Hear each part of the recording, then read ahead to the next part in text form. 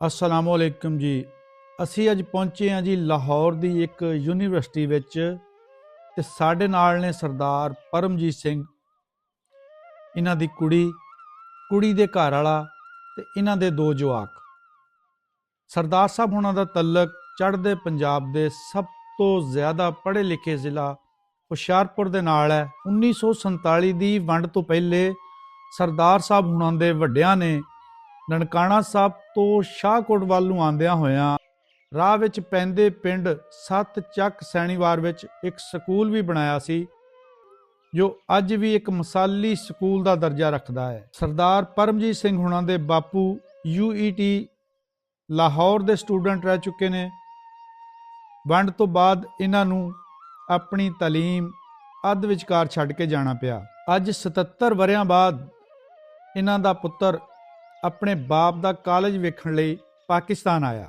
University दे विच 1947 वेले दे बने हुए हास्टल अज भी मौजूद ने। University of engineering and technology Lahore 300 किलियां विच बनने वाली UET लाहौर दी बुनियाद 1921 विच Mughalpura university of engineering and technology Lahore 300 किलियां विच बनने वाली UET लाहौर दी बुनियाद 1921 विच मुगलपुरा टैक्नीकल कालेज के तौर पर रखी गई सी। बाद विच ये मैकलेगन इंजीनियरिंग कालेज बन गया। ये नाम 1923 विच उस वेले दिता गया जब उस वक्त के governor Punjab sir Edward Douglas Maclagan ने मरकजी इमारत का नींह पत्थर रखा जिसनूं हुण मेन ब्लॉक कहा जाता है। इस अदारे विच इलैक्ट्रिकल और मैकेनिकल के शोबियां विच कोर्स करवाए जाते हैं। 1929 विच इस यूनीवर्सिटी का इल्हाक पंजाब यूनीवर्सिटी दे नाल कीता गया।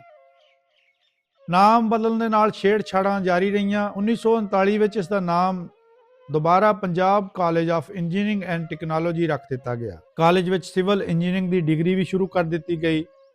वंड वेले कॉलेज का कुछ हिस्सा चढ़दे पंजाब विच मुंतकिल हो गया जिसनूं East Punjab college of engineering कहा जाता है। इस वेले इस यूनीवर्सिटी विच बहुत सारे कोर्सेज करवाए जाते हैं। वेला लंघदा गया।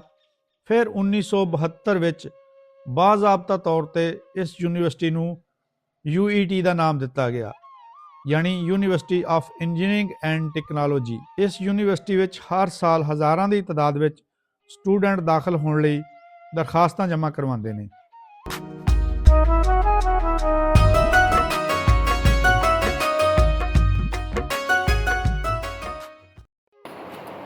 इन्हां दे वालिद साहब इत्थों पढ़ के गए हैं जी। मैं शाहपुर इंडिया तो। और मेरे फादर इतों जो सिख नेशनल कॉलेज लाहौर थी ना वो तो BSc 10 ईयर ये मैं वो देखना चाहता यही कहानी हुई है।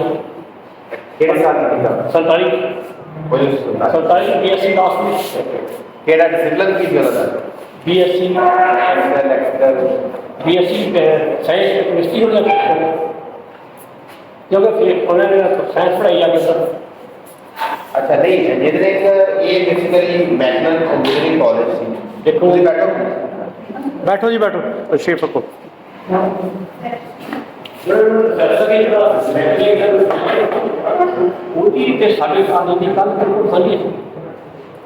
अच्छा दोनों इकट्ठे थे हुण उन्होंने ये नहीं हमारे कर दिते आ उन्हें तो हम ये चाहना पछाणना कि यही ये बेसिकली जिहड़ा हैगा ना बिल्डिंग जिस असीं बैठे हैं ये जिहड़ा ऑफिस है ना ये मैकेनिकल इंजीनियरिंग कॉलेज के प्रिंसीपल का दफ्तर है। अच्छा ये 1900 यानी कि जिहड़ा तुहाडा इस टाइम 100 साल तो ज़्यादा अर्सा हो गया है। मैकेनिकल इंजीनियरिंग कॉलेज का पहले उस तो बाद टेक्नोलॉजी यूनिवर्सिटी बनी, फिर engineering and technology university partition के बाद हाँ ये बिफोर पार्टीशन अगर कोई कॉलेज के नाल होएगा तो सानू आइडिया नहीं है। हाँ लेकिन वो इसका मतलब है कि इधर एक ही जगह है जिससे वो पढ़ रहे हैं। हाँ ये सारी पुरानी बने गए ये ब्रिटिश दौर के ये सारी बड़ी तुम देखो ना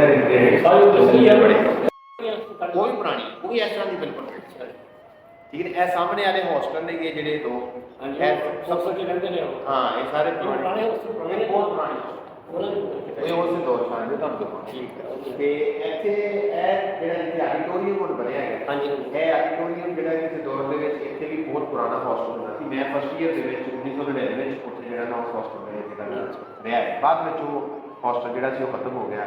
ਉਹ ਇਸ ਟਾਈਮ ਜਿਹੜਾ ਫਿਰ ਉਹ ਆਡੀਟੋਰੀਅਮ ਬਣ ਗਿਆ। ਇਹਦੇ ਨਾਲ ਹੀ ਜਿਹੜਾ ਸੀ ਉਸ ਟਾਈਮ ਤੇ vice chancellor office, vice chancellor ਦਾ ਘਰ ਜਿਹੜਾ ਸੀ ਨਾਲ ਹੁੰਦਾ ਸੀ, ਡਾਕਖਾਨਾ ਨਾਲ ਹੁੰਦਾ ਸੀ। ਠੀਕ ਹੈ, ਇਹ ਹੁਣ ਤੇ ਸਾਰੀ ਗੱਲ ਕਾਫੀ ਚੀਜ਼ਾਂ ਜਿਹੜੀਆਂ ਨੇ ਉਹ ਬਦਲ ਐਸ ਯਾਨੀ ਕਿ ਯੂਨੀਵਰਸਿਟੀ ਜਿਹੜੀ ਹੈ ਕਿ ਆਪਣਾ ਸੈਨੀਟੇਰੀਅਨ ਸੈਲੀਬ੍ਰੇਸ਼ਨਸ ਦਾ ਇਹ ਦਿਨ ਹੈ। 100 ਸਾਲਾ ਜਿਹੜੀ ਤਕਰੀਬਾਤ ਹੈ ਯੂਨੀਵਰਸਿਟੀ ਸਾਰਾ ਸਾਲ ਹੁੰਦੀ ਹੈ। CSIRO ਸੁਣਿਆ ਤੁਸੀਂ ਕਦੀ? ਆਸਟ੍ਰੇਲੀਆ ਦੇ ਵਿੱਚ ਮੈਲਬੌਰਨ ਜਾ ਕੇ ਅੱਛਾ, ਸਾਇੰਟੀਫਿਕ ਰਿਸਰਚ ਰਿਸਰਚ ਆਰਗੇਨਾਈਜੇਸ਼ਨ ਬਿਲਕੁਲ ਉਹਦਾ ਚੀਫ ਹੈ ਜੀ ਉਹ। ਅੱਛਾ ਇਸ 2200 ਸਾਇੰਸ ਜਿਹੜੇ ਉਹਨਾਂ ਦੇ ਤੇ ਮੇਰੇ ਬੱਚੇ ਸਾਰੇ ਪੋਸਟ ਗ੍ਰੈਜੂਏਟ ਆ। ਤੇ ਗਾਂ ਵੀ ਦੇਖੋ ਕੀ ਹੁੰਦਾ। ਮੈਂ ਸਰਦਾਰ ਸਾਹਿਬ ਨੂੰ ਕਹਿੰਦਾ ਸਾਜੀ ਤੁਸੀਂ ਕੀ ਕਰਦੇ ਹੋ? ਮੇਰਾ ਪ੍ਰੋਬਲਮ ਹੈ ਜੀ ਹਾਲ ਵਾਹ, ਮੇਰਾ ਸਾਰਿਆਂ ਨੂੰ ਪੜਾ ਕੇ ਆਪ ਤੇਲ ਪਾਈ ਤਾਂ ਕੀ ਹੋ ਗਿਆ? ਕਾਰੋਬਾਰ ਕਰਦੇ ਜੀ business ਹੈ।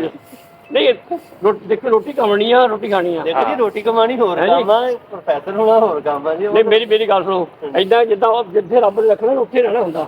ਮੈਂ ਜਦੋਂ BA ਕੀਤੀ ਆ ਤੇ ਮੈਨੂੰ ਨੌਕਰੀ ਮਿਲੀ ਪੰਜਾਬ ਐਂਡ ਸਿੰਧ ਬੈਂਕ ਦੇ ਵਿੱਚ। ਅੱਛਾ ਜੀ, ਸਿੰਧ ਬੈਂਕ ਉਧਰ ਵੀ ਹੈਗਾ? ਹਾਂਜੀ ਹਾਂਜੀ। ਔਰ ਮੇਰੇ ਨਾਨਾ ਜੀ DFS ਸੀਗੇ ਤੇ ਉਹਨਾਂ ਦਾ ਬੈਂਕ ਦਾ ਜਿਹੜਾ ਮਾਲਕ ਸੀਗਾ ਇੰਦਰਜੀਤ ਸਿੰਘ, ਉਹਨਾਂ ਦਾ ਬਹੁਤ ਕਰੋੜ ਸੀਗਾ। ਪੰਪਾਂ ਵਾਲੇ ਸੇਲ ਘੱਟ ਪਾਉਂਦੇ ਆ, ਤੁਸੀਂ ਵੀ ਘੱਟ ਪਾਉਂਦੇ? ਫਿਰ ਮੈਂ ਪਹਿਲੀ ਕਿਸਾਨਾਂ ਜੀ ਨਾਲ ਗੱਲ ਕੀਤੀ ਮੇਰੀ ਪਹਿਲਾਂ ਵੀ ਮੇਰਾ ਕੁਆਲਿਟੀ ਇਹ ਦੇਖੋ ਟ੍ਰੇਨ ਜਾ ਰਹੀ। ਬਿਲਕੁਲ ਬਰਾਬਰ ਹੋ ਗਿਆ। ਜਿਹੜਾ ਸਾਫ ਕਰਦੇ ਮੈਂ ਕਾਹਦੇ ਨੂੰ ਕਹਿੰਦਾ ਹੁੰਦਾ ਜਿਹੜਾ ਮੇਰੇ ਦੂਰ ਦੀ ਗੱਲ ਆ ਕਿ ਤੇਲ ਹੀ ਪੂਰਾ ਨਹੀਂ ਪਾਉਂਦੇ। ਨਹੀਂ ਮੇਰਾ ਫੇਰ ਵੀ ਪੂਰਾ ਹੋਗਾ ਜੀ। ਦੀਪਾ ਦੀ ਫੋਟੋ ਬਣਾ ਲਈ ਇਹ ਹੌਸਟਲ ਹੈ, 올ਡ ਹੌਸਟਲ ਇਹ ਪੁਰਾਣੇ ਹੌਸਟਲ ਆ ਜੀ। ਇਹ ਬੇਸਿਕਲੀ ਇਹ ਦੋ ਹੌਸਟਲ, ਇੱਕ ਉਹ ਤੇ ਇੱਕ ਇਹ ਨਵਾਂ ਬਣ ਰਿਹਾ ਨਾ। ਇਹ ਜਿਹੜਾ ਪਿਛਲਾ ਔਰ ਇਹ ਜਿਹੜਾ ਪੁਰਾਣੇ 1947 ਦੇ ਟਾਈਮ ਦੇ ਆ। ਸੀ ਹਾਲ ਗਰਲਜ਼ ਹੌਸਟਲ। ਤਾਂ ਤਾਦਾਦ ਵੀ ਤਾਂ ਥੋੜੀ ਹੁੰਦੀ ਸੀ, ਜਿੰਨੀ ਕਿ ਦੁਨੀਆ ਪੜ੍ਹ ਰਹੀ ਜਿਹੜਾ ਆਪਣੇ ਸਰਦਾਰ ਜੀ ਆਏ ਨੇ ਇੰਡੀਆ ਤੋਂ ਅੱਜ ਆਵਰ ਤੇ ਇਹਨਾਂ ਨੂੰ ਹੌਸਟਲ ਦਾ ਵਿਜ਼ਿਟ ਕਰਾਉਣਾ। ਬਾਕੀ ਪੁਰਾਣੇ ਪੁਰਾਣੇ ਦਾ ਕਰਨਾ ਬਸ ਨਵੇਂ ਦਾ ਜੀ। ਜਿਹੜੇ ਪੁਰਾਣੀ ਪੁਰਾਣੀ ਬਿਲਡਿੰਗ ਇਹ ਵੀ ਪੁਰਾਣੇ ਆ ਜੀ। ਹਾਂਜੀ ਇਹ ਵੀ ਪੁਰਾਣਾ। ਇਹ ਸਾਰਾ ਪੁਰਾਣੀ ਬਿਲਡਿੰਗ ਆ ਜੀ। ਇਹ ਜੀ ਤਾਂ ਮੈਂ ਸਰਦਾਰ ਜੀ ਆਪਣੇ ਮੋਬਾਈਲ ਤੇ ਬਣਾਓ ਵੀਡੀਓ, ਉਹਦੇ ਬਾਅਦ ਵਿੱਚ ਜਾ ਕੇ ਦਿਖਾਓ। ਆ ਮੋਬਾਈਲ ਇਹਨਾਂ ਦਾ ਲੱਗਾ ਹੈ। ਅੱਛਾ ਇਹਨਾਂ ਦਾ ਲੱਗਾ, ਠੀਕ ਹੈ। ਆਪਣਾ ਹੌਸਟਲ ਦਾ ਆਂਟੀ ਕੌਣ ਹੈ? ਮੈਡਮ ਉਹ ਸੀ ਇੱਕ ਉੱਥੇ ਜਿਹਦੀ ਆਡੀਟੋਰੀਅਮ ਸੀ। ਇਹ ਪੁਰਾਣੀ ਇਹ building ਸਾਰੀ ਆ। ਗਰਾਊਂਡਾਂ ਸਾਹਮਣੇ ਖੁੱਲੀਆਂ ਹੋਈਆਂ ਸੀ। ਅਸੀਂ ਇੱਥੇ ਜਨਾਬ ਬੜੀ ਕ੍ਰਿਕਟ ਖੇਡੀ। ਸਰਦਾਰ ਜੀ ਉਹਨਾਂ ਨੂੰ ਦੇਖ ਕੇ ਯਾਦ ਆ ਜਾਣਾ। ਹਾਕੀ ਦੀ ਗਰਾਊਂਡ ਹੁੰਦੀ ਆ ਸਾਹਮਣੇ। ਰਹਿੰਦੇ ਰਹੇ ਆ।